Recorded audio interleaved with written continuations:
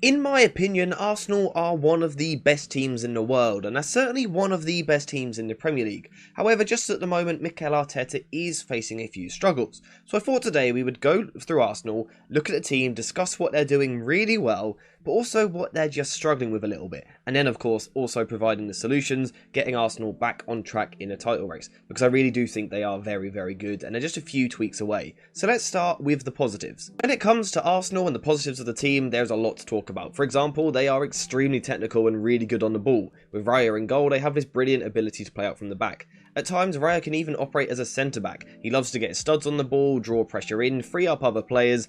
It's really good the way that Arsenal play the ball out from the back. So like I said, Raya might take his time on the ball, draw a striker onto him. This is going to make more room, more time, more space for someone else to receive the ball. That makes Arsenal quite good at playing the ball out from the back. The other thing they have though, is that they are willing to send the ball long. Some teams are obsessed with playing the ball out from the back, and this can get them in a little bit of trouble.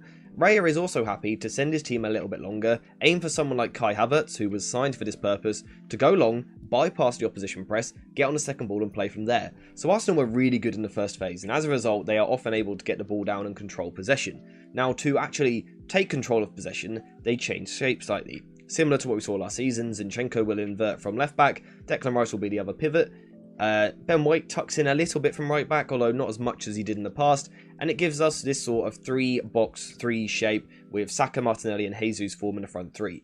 Now the benefits of this shape, we all know them by now. The back three allows you to outnumber most teams which try and apply a press in the first phase, so they're happy there. Again, with Raya also joining in. The important thing though, is that they've got this box midfield, which is so good at controlling teams, because if you defend with a midfield three, like most sides do in the Premier League, you have a box shape of 4 players. That means you have more players. That's a numerical overload. It means that with technical players, you always find the free man, and it allows you to keep the ball. And that is reflected in the stats this season. Arsenal control large zones of the pitch, but also control a decent amount of possession. And for me, they are probably one of the best teams in the league at controlling the ball. The back three are all comfortable in possession, Rice is good on the ball, and Zinchenko is very, very technical. Same for Odegaard, a good retention player. So that is a really good side of Arsenal's game. The strengths continue. They also have this narrow compactness, but also the width as well. So like I've said, they overload the centre of the pitch with these 4, but also they can create wide isolations out wide. Saka against a fullback, Martinelli against a fullback. It stretches the pitch, which makes more room in the middle of the pitch, but also allows those 1v1s out wide. It's a really nice balance. They also have the ability to progress through the centre of the pitch. Jesus is a good striker when it comes to dropping in and linking the play. It's all good stuff. We can see that recently in one of the goals that they scored here against Wolves. So we can see Declan Rice playing in the pivot on this occasion. Zinchenko is actually a little bit wider here, but you still get the idea of what they're trying to do. Declan Rice switches the ball wide to the right hand side. Bukayo Saka receives the ball. Now what we can see is that deeper, just behind me, where is he? There's this guy here. So we can see that Saka has a passing option. But importantly, Arsenal are also attacking with a front 5. They're overloading that last line, looking to get players into the box and hurt that Wolves defence. Of course, in Bukayo Saka, you've got a really good technical player. Someone who's really good at dribbling, happy to take on his man. And that's exactly what he does. He attacks the box, puts the ball across. It's not actually a great cross on this occasion. However, Arsenal are really good at getting players really high up the pitch, including the defence. So we can see we've got Tomiyasu here who is a fullback, Declan Rice who is our deep pivot, and the defenders won't be far behind either. And they all squeeze up nice and high, allowing them to counter-press, win the ball back, sustain these attacks, allowing the team to take control, and then as a result of winning the ball back high, they're able to keep the attack alive, work the ball back into the box. We then see the technical ability of someone like Jesus dropping deep and linking the play, and eventually we get the cutback for Odegaard, loads of Arsenal players in the box, and they score a really good goal. So this is really good from Arsenal. All the underlying numbers for Arsenal also look pretty good as well. They hold one of the highest lines in the Premier League. They're right up there for turnovers, leading to shots in the Premier League, and they're also really good from set pieces, actually joint best in the league when it comes to attacking set pieces. So why are Arsenal struggling at the moment? Because tactically, from what we've looked at so far, they look pretty flawless. Again, if we go back to the tactical board, they've got a little bit of everything. They've got the ability to overload most zones of the pitch. They're hurting teams all over the place. Set pieces, counter-pressing high at the pitch, high pressing on goal kicks, but also dominating and controlling possession. So what is their issue? Well, let's take a look. So for me, Arsenal have one or two main issues, and they kind of lead on to other slightly smaller issues. So if you just fix one or two of the problems, I actually think Arsenal will be okay. So one of the problems, no offence mate, is Zinchenko. Now, Zinchenko is incredibly good on the ball, incredibly technical, a good, intelligent player, knows how to progress the ball and pull the strings in the midfield. The problem is when it comes to defending, he's nowhere near the level that he needs to be at. In terms of, defending as a fullback, he can't do it very well at all. He is not a very good defensive fullback. So that's an issue. That is one issue. However, Zinchenko inverting into midfield in possession still does a really good job. So it's weighing up the positives, negatives. Is it a net positive? Not sure. They could do with an upgrade there. We'll come back to that. The other issue that Arsenal have at times is Declan Rice. Now, just hear me out on this one, because I think Declan Rice is one of the best holding midfielders on the planet. Right up there with Tchouaméni, Rodri, probably the only ones on the same level. And you could argue that Rice is even better than those two. However, he does have one slight flaw in his game, which I'm not a massive fan of. And that is that he carries the ball a bit too much for a 6, for my personal liking. And what he does at times is he carries the ball when he could pass it. So for example, if I am marked here and I'm Declan Rice, if I just pass the ball to Odegaard in space, we can move the ball quite quickly. What Declan Rice sometimes has this habit of doing is picking the ball up and carrying it over to the player that he's passing to.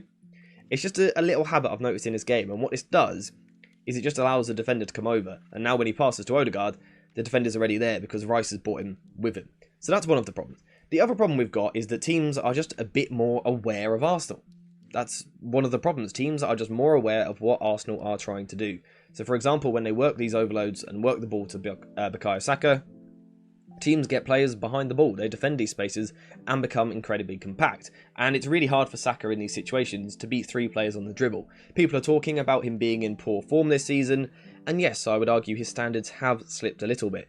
But, not many players in world football can beat 3 players at a time every time you receive the ball. As for Martinelli on the other side, I don't think he is a traditional wide winger. I think he's actually too much of a good finisher, too much of a good ball striker, and I think he needs to be in more central positions. So perhaps there's a tactical tweak which could take place there. The other issue, no offence, is Kai Havertz, and we can now kind of see the knock-on effect throughout the team. Kai Havertz is a really useful player for this Arsenal side. He attacks the box well, he's that ability to get out from the press with the long ball, but in settled possession, is he the sort of player who's going to find a pass to unlock a defence? I don't think he is, and I think that's the problem that Arsenal are facing at the moment. We saw it against West Ham the other week. Teams are realising they can't go nick the ball high and control the game against Arsenal, so instead what you have to do is get lots of players behind the ball. And when that happens, Bukayo Saka is less effective because he's got 3 players to beat constantly. Martinelli is struggling in these positions at the moment. Havertz isn't someone who can really find a pass to unlock a defence. Xhaka was actually better at this last season than what Havertz is this season. The other issue also is that for me, Arsenal don't have a player who tries a certain type of pass, which is brilliant against low blocks. So what do we see when we play against a low block? Whether that be Arsenal, whether that be Manchester United, Manchester City, whoever it is, what do we see against low blocks? Low blocks like to be nice and narrow and compact. So we'll see lots of players behind the ball, nice and narrow to prevent the spaces. However, what these shapes nearly always leave is this area here, where you can put a cross into the box. And this is what, for me, Arsenal really lack. Someone who from this area can whip a ball into the box. I don't think Kai Havertz is that sort of player. I don't think he is at all. Now, Odegaard, you might argue, is that sort of player, but being left-footed on the right-hand side gives him a very different angle of cross. I'm looking for this sort of cross. Think De Bruyne to Erling Haaland. And De Bruyne's actually a really good comparison. If we look at De Bruyne and Odegaard, De Bruyne averages 4 times more the amount of crosses of what Odegaard does per 90 minutes. So we can see that De Bruyne tries that a lot more. So you can see the criticism here. So that is my issue, really, with this Arsenal side. And when they do then create that chance, Jesus just isn't a goal scorer. He never has been. I was one of the few people ages ago who said Arsenal shouldn't sign Gabriel Jesus. I thought there were better options on the market, and my concern was his goal scoring ability. So, how do Arsenal address these problems? Well, the good news, I guess, if you're an Arsenal fan, which I'm not, I will admit, but the good thing if you're an Arsenal fan is actually that most of the solutions are already at the football club. So for example, we've got Zinchenko. We need a left back who can invert into midfield and be incredibly good on the ball, turn 360 degrees, be extremely technical, but also defend.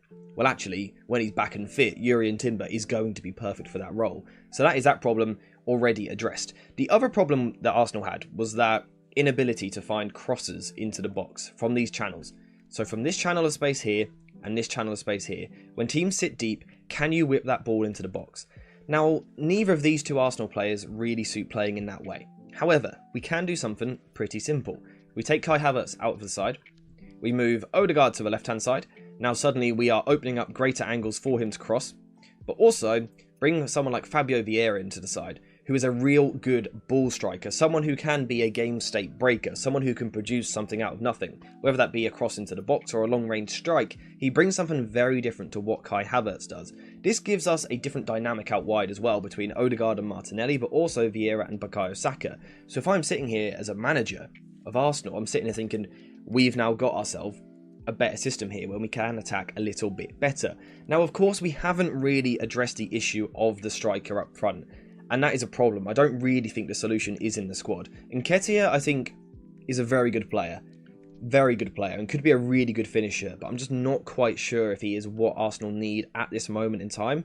In my opinion, they need to spend big, go get a big striker, a finisher, but someone who can still do the link play like Gabriel Jesus. And honestly, I think Arsenal will be fine again. That is the good news if you are an Arsenal fan. There's even more solutions to this problem as well.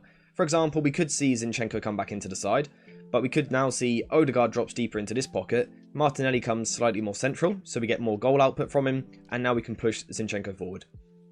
Again, that's another solution which Arsenal could use. The good news, if you are an Arsenal fan, is I think the solutions are there within the squad already. You're just waiting for players to come back and be fit, apart from the striker situation, which pains me a little bit to say because I'm actually a Manchester United fan, so talking about Arsenal's problems being quite small saddens me a little bit. But yeah, if you are an Arsenal fan, I would not be remotely worried about the current form. I think it's just a slight dip, a slight slip. You've got a great manager, you've got a great project going on here.